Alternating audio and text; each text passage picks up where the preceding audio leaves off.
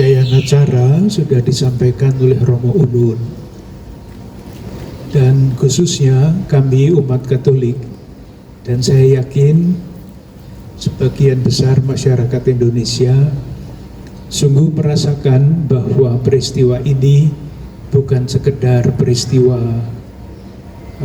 datangnya seorang pemimpin negara, tetapi sungguh-sungguh suatu peristiwa iman. Dan kita semua tahu akhirnya meskipun organisasi itu sangat penting, dukungan dari sana sini sangat penting, tetapi sumber dari kebahagiaan yang tercermin di dalam diri saudari-saudara kita yang mengikuti acara ini, sumber dari persaudaraan yang terbangun di dalam perjumpaan-perjumpaan itu adalah iman itu. Sehingga kegembiraan ini harapannya bukan kegembiraan lahiriah saja, tetapi juga kegembiraan yang muncul dari batin manusia.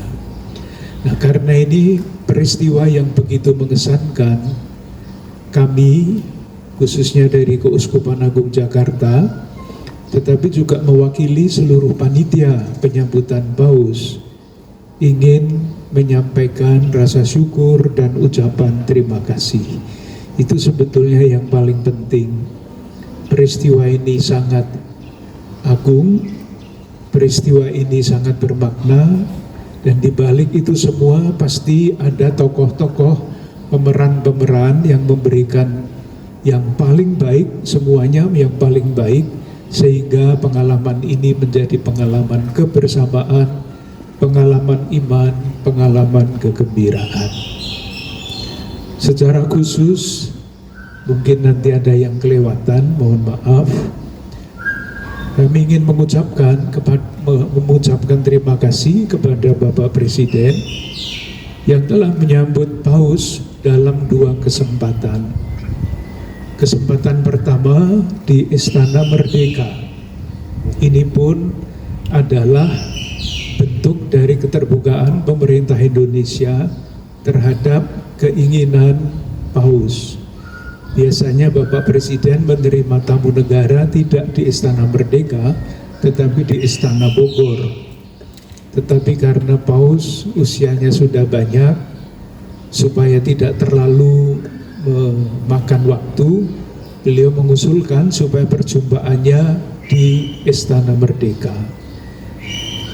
Itu permintaan yang diberikan oleh Bapak Presiden. Dan sejauh saya mengikuti acara itu memang sungguh-sungguh sangat istimewa.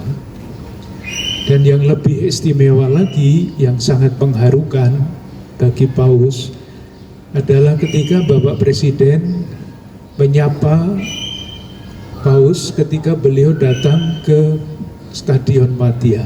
Tidak terpikirkan Paus akan memimpin upacara perayaan Ekaristi. Di situ sudah ada Bapak Presiden beserta pejabat-pejabat yang lain, sekedar untuk memberikan salam. Ini sungguh-sungguh sangat istimewa. Terima kasih kepada Bapak Presiden yang setulus-tulusnya.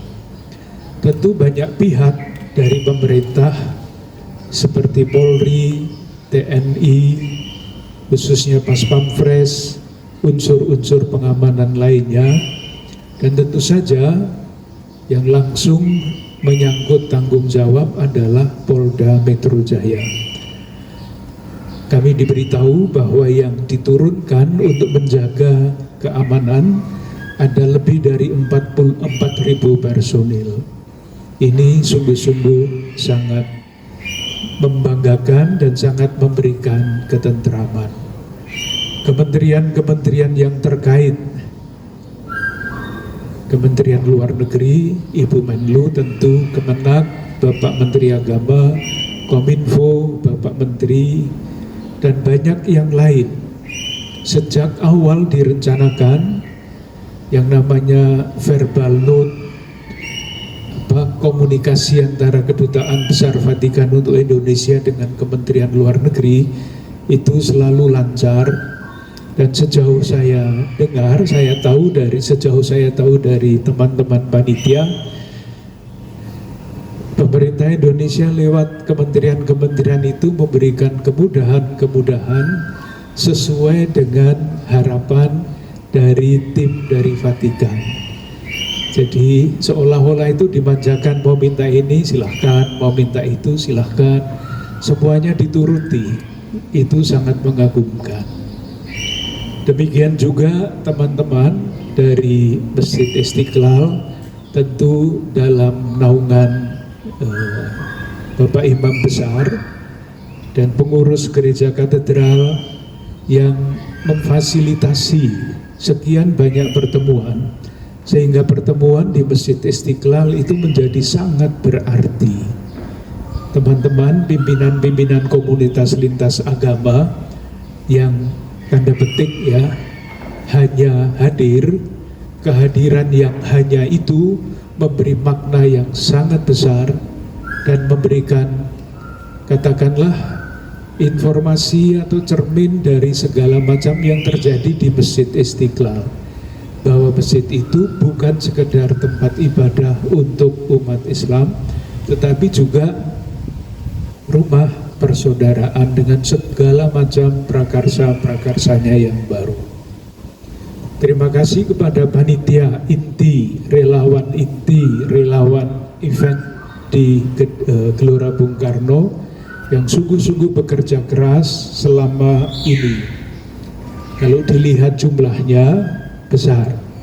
Panitia inti itu ada 68, relawan inti ada 107, ada 800 relawan khusus untuk Gelora Bung Karno, 1044 pelayan liturgi, 50 koster, 600 orang paduan suara, 200-an orang tenaga medis dari berbagai rumah sakit. Pihak Gelora Bung Karno yang ada di bawah Kementerian Sekretariat Negara yang telah dengan sepenuh hati membantu kami, secara khusus petugas intern keamanan yang membantu tertibnya semua kelancaran arus masuk dan keluar.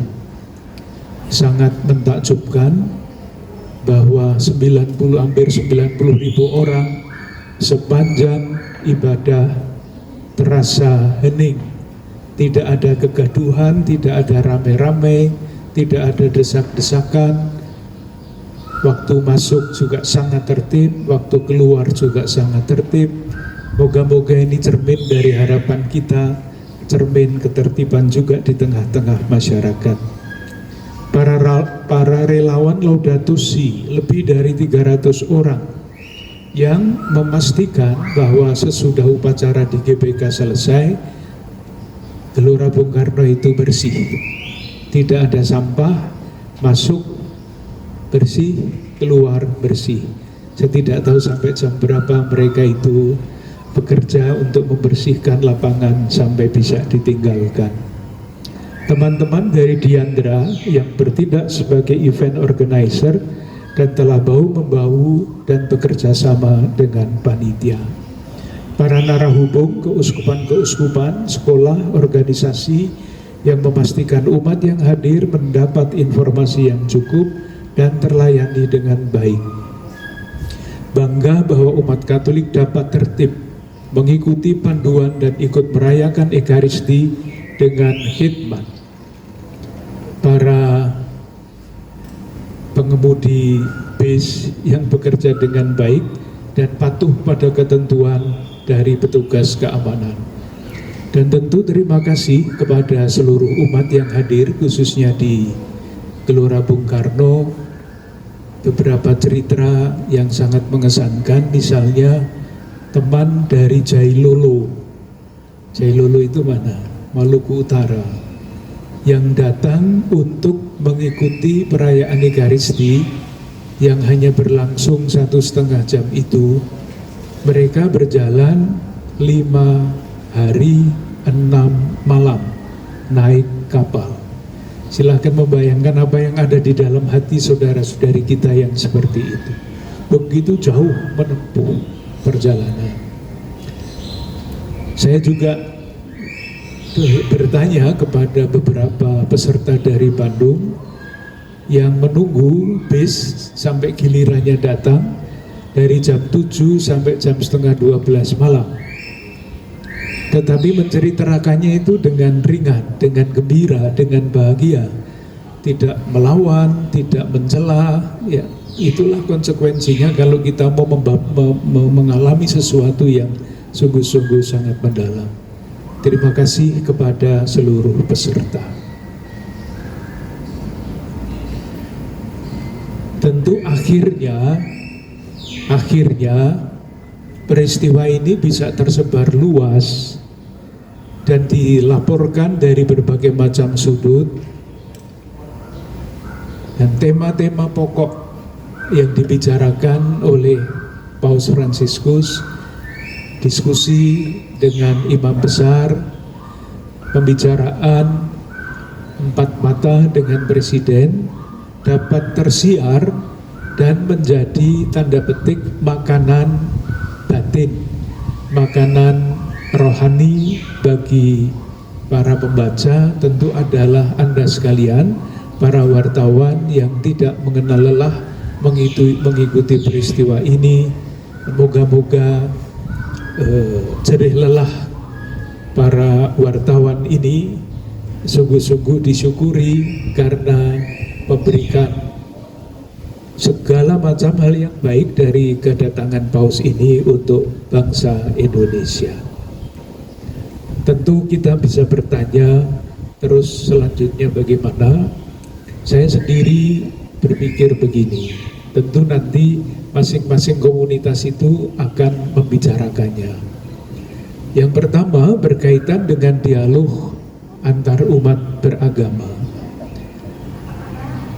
Bapak Imam Besar sudah mengajak pimpinan-pimpinan lintas agama untuk duduk bersama dan mencari jalan-jalan yang terbuka untuk mewujudkan deklarasi yang kemarin ditandatangani.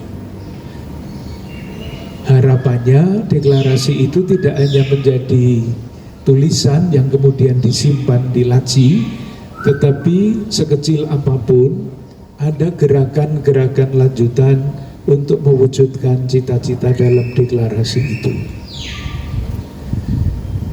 Di dalam gereja Katolik ceritanya begini,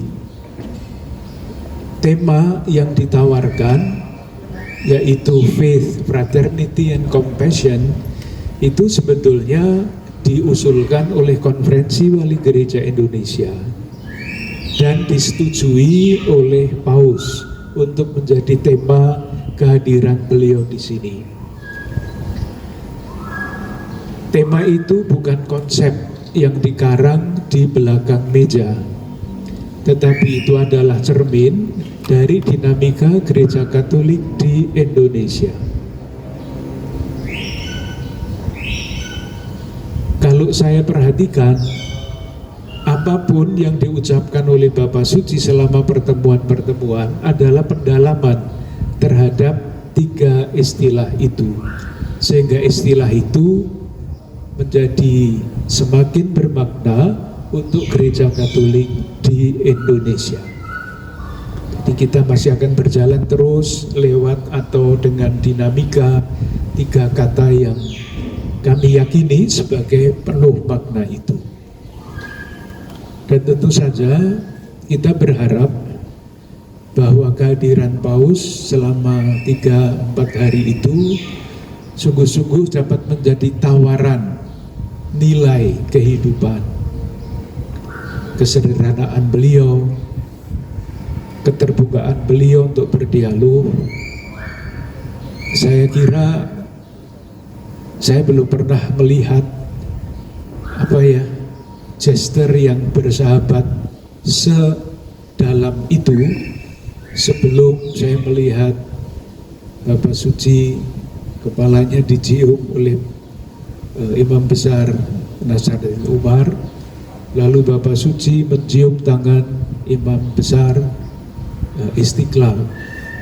Rasa-rasanya belum pernah saya melihat Paus membuat seperti itu dengan siapapun, bahkan dengan imam besar dari Masjid Al-Azhar tidak seperti itu, tidak sejauh itu.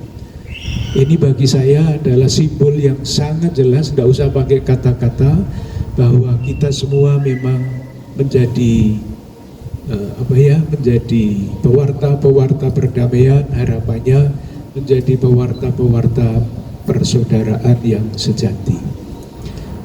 Rasanya itu saja. Tentu masih banyak hal yang bisa disampaikan, tapi saya kira teman-teman wartawan sudah menguasai semua bahan yang tersedia sampai sekarang. Terima kasih. Terima kasih Bapak.